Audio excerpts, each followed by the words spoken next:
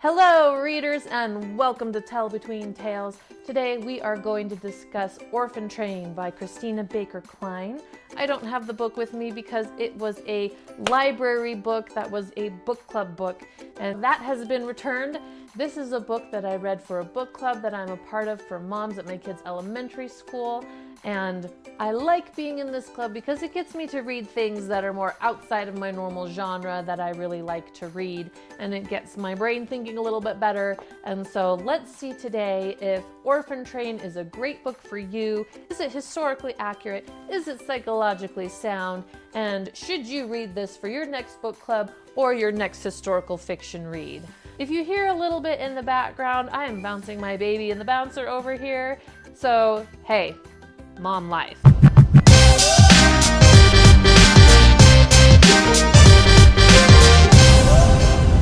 All right, let's begin our discussion. Please don't forget to like and subscribe to this channel. We would love to see you around next time. We put out new content once a week.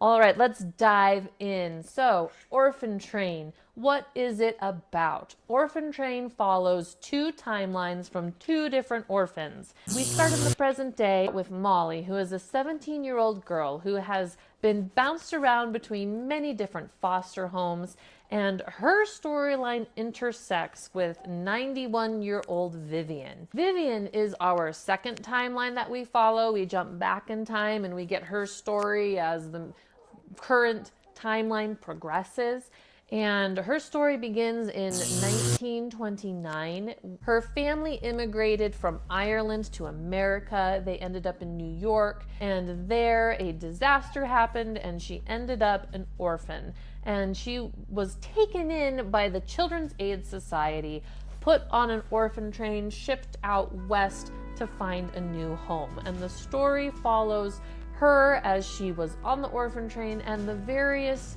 people who took her in afterwards. And we get a kind of a brief history later on that kind of leads us up to present day. Her story kind of really ends when she is a young adult and then is kind of like, oh, and the rest is history, and brings you up to present day. Molly's timeline really just follows the course of her interactions with Vivian over a few months time frame. So let's do a brief history of the orphan trains. The orphan trains ran from 1854 to 1929 and transported around 200,000 children from New York to the Midwest to find new families and work on the farms. Families were supposed to provide clothing, food, school, and in general, care for the children that they, for a lack of a better word, adopted. The idea originated from a good place when Charles Loring Brace saw the large number of homeless children on the streets of New York, and that there was no social network in place for helping these children get off the streets and out of poverty and crime. The increased immigration, combined with several financial panics and depressions, created unemployment, and tens of thousands of destitute children ended up on the streets. The Children's Aid Society would bring children in off the streets, feed and clothe them, and send them west on the train under the belief that hard work and traditional Christian values would help the children grow into adults that contributed to society. While noble in its intentions, the problem with the orphan trains were many. Some cities welcomed the orphans while others scorned them. The children were lined up at each city like slaves at an auction block. Anyone who wanted to bring a child home could do so for free. No background check and no checking in on the children after they had been placed, unless the adult reached out to send the child back. Siblings were separated, and the young boys were often taken purely for their value as workers, essentially turning them into slave labor. Many people who adopted the children did not send them to school or even provide them with proper living conditions and training for the jobs and the machinery that they were supposed to be working with. This resulted in many deaths due to accidents. Many children were neglected or even beaten after they had been placed with new families. However, it wasn't all depression and sorrow. Similar to today, babies were often taken first and most often had the highest success rate for families actually adopting them and making them a part of their own family. Really, the outcome mostly came down to the individual that accepted responsibility for the child. All right, so what did I like about this book? What were the good things? I really enjoyed the double timelines. I really enjoyed looking at the different systems, like the foster care system of today, and contrasting that with the orphan trains of the past, and seeing two different people who grew up as a product of these two different systems and the different experiences that they've had and the different traumas that they've gone through. I really enjoyed Vivian as a character. She really had surprised me. I mostly liked her and her 91-year-old self. I thought that she was a really fun character. She's very spunky and she's very fun to read. And I really like historical fiction. I read historical fiction because I like reading about the events and the stories of the past. I'm not really a very big fan of learning about history from a textbook. It's not my thing. History, boring.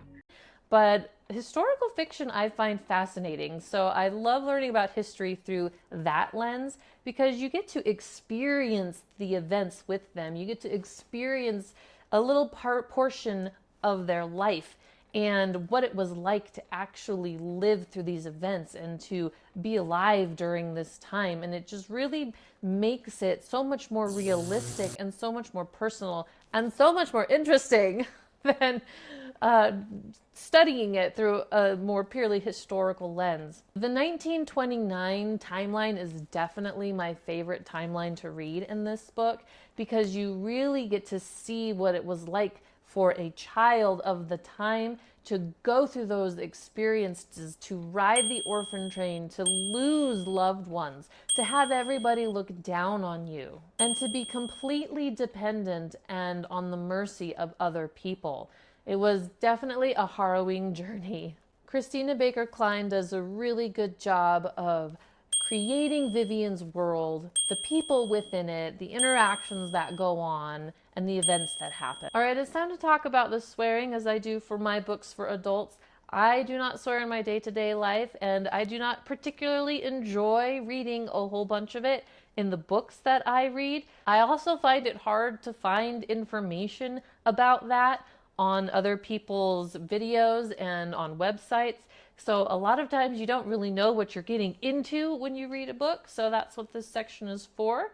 I thought that the amount of swearing in this book was pretty realistic. Really, it only happens in Molly's chapters, which makes a lot of sense because I do feel like a lot of 17-year-olds who have been bounced around the foster care system and have had a history of being uprooted and all of that didn't bother me too much. I didn't think that the swearing was overused. I would give this book a solid 7 out of 10 for swearing, which is pretty good. All right, so what did I dislike about the book? What did I think was not quite right or not quite up to par, or what I would like to have seen done differently? My biggest complaint really is with Molly as a character, and before I go into this, I would like to be the first to admit that I do not have firsthand experience with foster kids. I am not a foster parent. Bless those who are. Thank you so much for your service and the work that you do. But I do have a husband who is a psychologist and has worked extensively with foster kids for about 13 years. So I feel like I have quite a bit of secondhand information at least. And when I read something in a book that I think doesn't quite sit right with me or I think is not very psychologically accurate, I will run it by him. And then he can tell me, hey, you're right. That's really weird that they wrote it that way. Or he can be like, well, no, actually, this is true and this is how it would play out in real life. So I did run these opinions by him. And I am going to be doing a whole video with him, an interview with him, with his experience in foster care and what it's really like to work with these foster kids. So if you want to see that video, make sure to hit the like and subscribe button and stick around. All right, so to start off, I feel like there is this myth out there about foster kids that gets perpetuated, where these kids might be tough on the outside, but really deep down inside, all they want is to be loved. And that if you just love them enough, you can love out all of their problems and erase all of their past traumas, and everything will all end up being sunshine and rainbows because you were just able to provide them with the love that they needed. And I feel like this book really embodies that myth. This myth really bothers me. I have met people who believe in this myth, who have adopted kids because they thought that they could just love out their problems, and if they loved them enough, everything would be okay, and they didn't get them the psychological care that they needed, and the consequences of that were pretty traumatic, and it didn't really turn out very well. I feel like Molly's timeline progresses too quickly, that she changes from how she is in the book initially to how she is in the book at the end too dramatically, and that process doesn't really take enough time, and it feels unearned and unjustified. So in the beginning of the book, she is a hardcore goth character, and I totally get that people who have been through trauma will put on a facade, and even people who haven't been through trauma will put on their armor, so to say, this image that they portray out into the world to protect themselves on the inside. I think that's very normal, but it takes it a little bit too far, I think, in this. And a lot of her internal dialogue doesn't really feel like it's a 17-year-old girl, especially when she's talking about the changes that she's making and why she's making these changes. So maybe like a light spoiler here, but she gets sentenced to community service. And we'll talk about why she's sentenced later, and that's not really a spoiler because you find out really early in the book. But in order to do her community service work, her boyfriend persuades her to take out her nose ring because she's doing her community service with 91-year-old Vivian. She's helping her clean out her attic. And so she does that. And later on, she's having an interview with like her caseworker, and her internal dialogue in this scene, I felt was like listening to myself, because it's like, what 17-year-old girl is going to have an inner dialogue where they're saying, oh, I'm not really in a hurry to put my nose ring back in because it gets infected and it's really hard to like blow your nose and it's really annoying. And you know, these goth clothes are just so uncomfortable, and it takes so long in the morning to get myself ready, and my hair is really hard to do, and all of these things. I'm like, geez, I feel like that's what I would be thinking. I want to be comfortable in my clothes. I need to like get myself ready in 2 minutes. This whole thing takes way too long. I would never do it. And so I felt like that was really, really out of place, and her whole logic and reasoning behind all of these changes she's making was just weird, and that didn't quite sit right with me as something that a genuine 17-year-old girl who had been bounced around and around with a trauma history would be thinking. That just fell flat for me. So as the book progresses and she interacts more and more with Vivian, her whole persona changes to being someone who would be perceived as more normal, per se.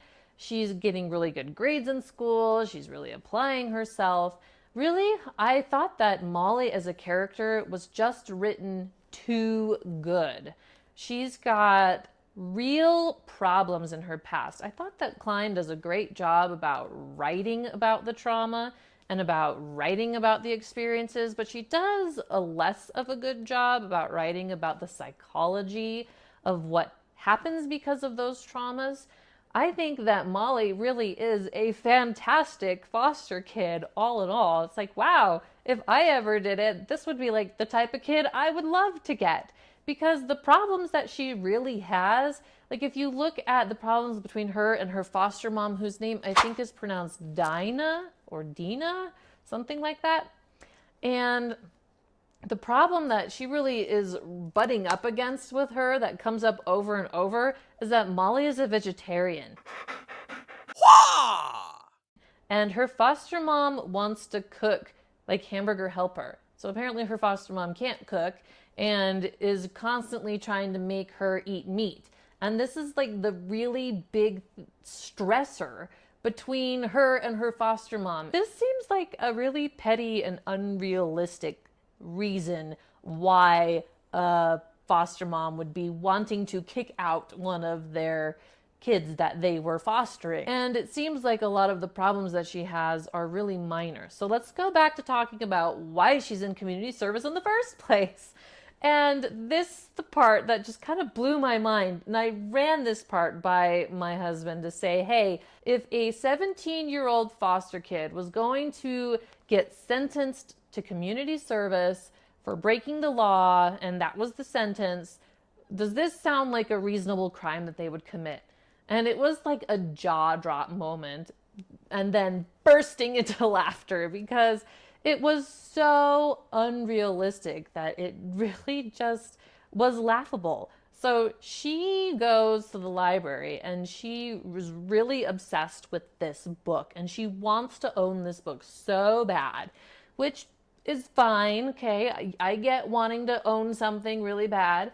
And then she's also too prideful to ask her foster parents or her boyfriend to get the book for her. Okay, that makes sense too. I can get not wanting to ask someone for help for something that you want. So her solution to the problem is to go to the library and to steal the most ragtag, beat up copy of this book that she can find. And this is just not something that 17-year-old teenagers do. Normally, if they're going to steal something, they're usually stealing from their foster parents or any of the other foster kids that are in the house. And they don't usually commit crimes on such a minor scale, if you get my meaning.